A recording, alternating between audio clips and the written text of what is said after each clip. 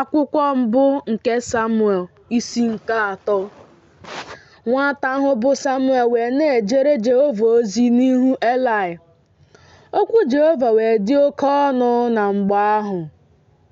Ọ dịghị ọhụ e kwusara.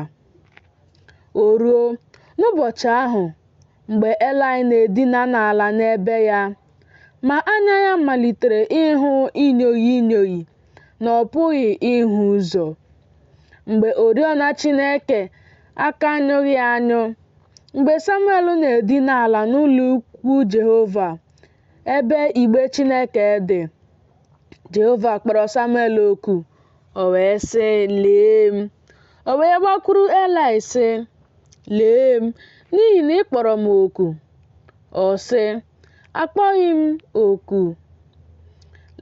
Jeghachi dina ala." O wee jee dina ala. Jehova wee kpọkwa oku ọzọ sị, "Samuel, Samuel." Samuel wee bilie jekwuru Eli sị, "Lee, n'ihi na ị kpọrọ m oku." Ọ sị, "Akpọghị m gị oku, nwa m. Jeghachi dina ala." Ma Samuel aka amaghị Jehova, ekpugheghịkwa okwu Jehova nye ya. Jehova wee kpọọ Samuel oku ọzọ nke ugboro 3. O wee bilie jekwuru Eli sị, "Lee m, n'ihi na ị kpọrọ m oku." Eli wee ghọta na Jehova na-akpọ nwa okoro ahụ oku. Eli wee sị Samuel, "Jee dina ala. Ọ ga-erukwa, ọ bụrụ na ọ kpọọ gị oku, na ị ga-asị, 'Kwuo Jehova, n'ihi na ohu gị na-anụ.'" Samuel wee jee dina ala n'ebe ya. Jehova wee bịa guzo onwe ya kpọọ oku dịka ọ kpọrọ ugboro niile sị, "Samuel, Samuel." Samuel wee sị, "Kwuo, n'ihi na ohu gị na-anụ." Jehova wee sị Samuel, "Lee, mụ onwe m na-eme ihe n'Izrel, nke ntị abụọ nke onye ọbụla na-anụ ya ga-azụ wuruwuru.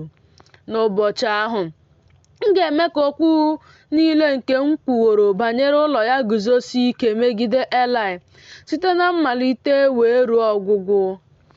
Egosiwokwa m ya na mụ onwe m na-ekpe ụlọ ya ikpe ruo mgbe ebighị ebi n'ihi ajọ omume nke ọ mara. N'ihi na ụmụ ya ndị ikom na-ewetara onwe ha nkọcha, ma o gbochighị ha. N'ihi ya m wee ṅụọrọ ụlọ Eli iyi na agaghị ewere àjà ma ọ bụ onyinye ịnata ihu ọma kpuchie ajọ omume ụlọ Eli ruo mgbe ebighị ebi."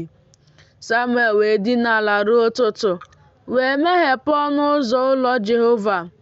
Ma Samuel tụrụ egwu igosi Eli ọhụ ahụ. Eli wee kpọọ Samuel sị, "Samuel, Samuel, nwa m." O wee sị, "Lee m." Ọ sị, "Gịnị bụ okwu ahụ nke ọ gwara gị? Biko, ezonarịla m ya. Chineke mee gị otu a, meekwa gị ihe ọzọ otu a, ọ bụrụ na ịzonarị m okwu ọbụla sitere n'okwu niile nke ọ gwara gị."